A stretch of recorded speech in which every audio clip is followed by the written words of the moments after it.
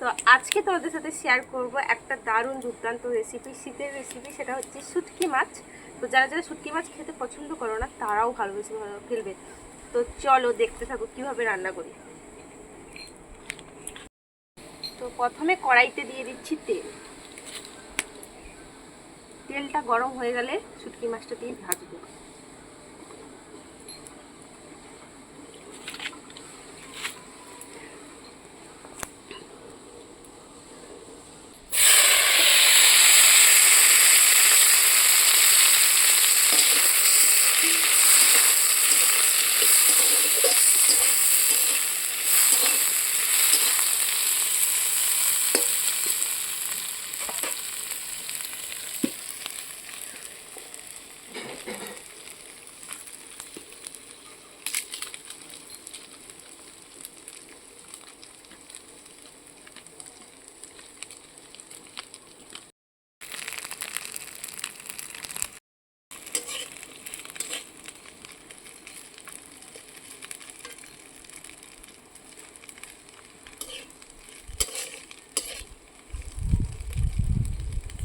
মাছটা ভাজা ভাজা হয়ে গেছে, নামিয়ে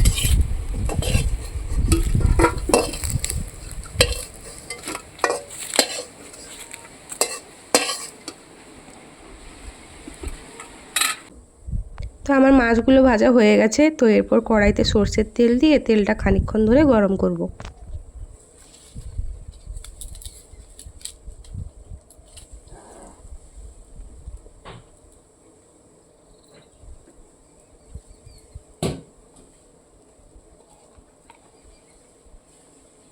তেল গরম হয়ে গেছে, এরপর তেলের উপর দিব অল্প 5 ফোড়ন, তারপর 2টো কাঁচা লঙ্কা দেব, আর দেব কিন্তু কুচিয়ে রাখা পেঁয়াজ।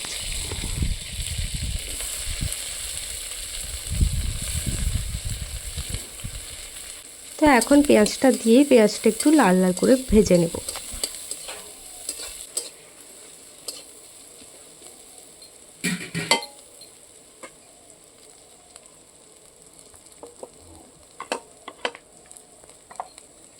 আগে থেকে কেটে রাখা সবজি ধোয়া ছিল, তো ওটা কড়াইতে দিয়ে দেবো।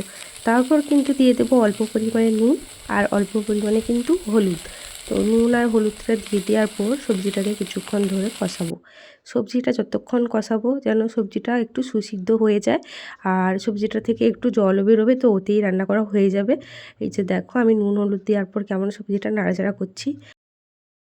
তো এখন সবজিটা আমি চাপা দিয়ে দেবো 10 মিনিটের জন্য, কারণ সবজিটা থেকে একটু জল বেরোবে আর সবজিটা একটু সেদ্ধ হয়ে যাবে।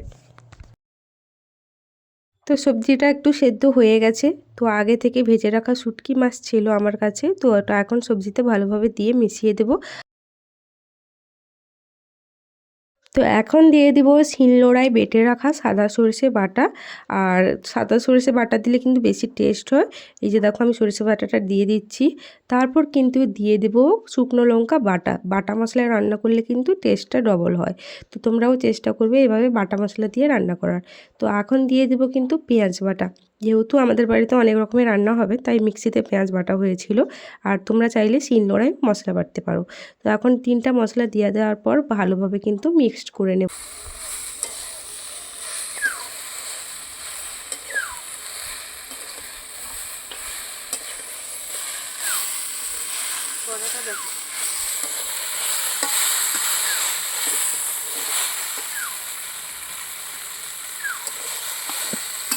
মশলা আমার ভালো করে মেশানো হয়ে গেছে আর তেলে কষানো হয়ে গেছে। তো এখন দিয়ে দেবো কিন্তু অল্প পরিমাণে জল। যেহেতু সবজিটা ভাজার সময় সেদ্ধ হয়ে গেছে, সবজি থেকে বেরোনো জলে, তাই বেশি পরিমাণে জল দেবো না।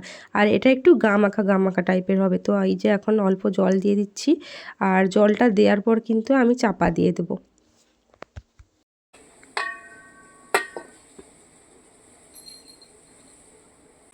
তো এবার কড়াই খুলে দেখবো কতটা সেদ্ধ হয়েছে। 5 মিনিট তো হয়ে গেছে। তো চলো একবার দেখি সেদ্ধ হয়েছে কতটা।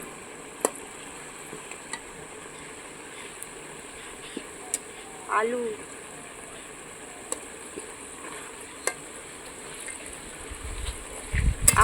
আধার বেশি সেদ্ধ হয়ে গেছে, আর 2 মিনিট মতো রাখলে হয়ে যাবে। তো আরেকবার চাপা দিয়ে দেবো।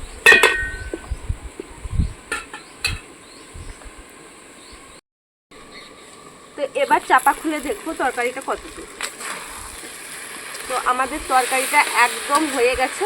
একবারে শুকনো শুকনো খেতে ভালো লাগবে না, তো এই অবস্থায় কিন্তু তরকারিটা নাড়ছে।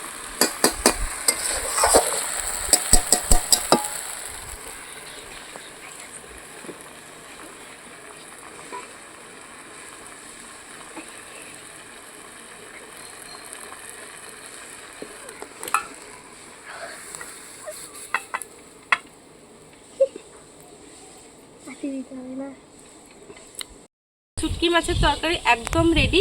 তো গরম গরম ভাতের সাথে খাওয়ার জন্য কিন্তু এইভাবে রান্না করে দেখতে পারেন, অবশ্যই খুব ভালো লাগবে। আর যারা যারা শুটকি মাছ খেতে পছন্দ করো না তারা অবশ্যই ভালোবাসবে, তো একবার ট্রাই করো। তো চলুন তরকারিটা কেমন হয়েছে আমি টেস্ট করি। এই যে শুটকি মাছ, দারুণ।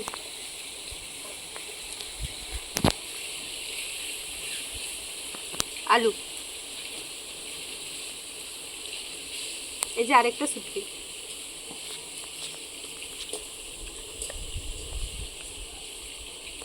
মূলো।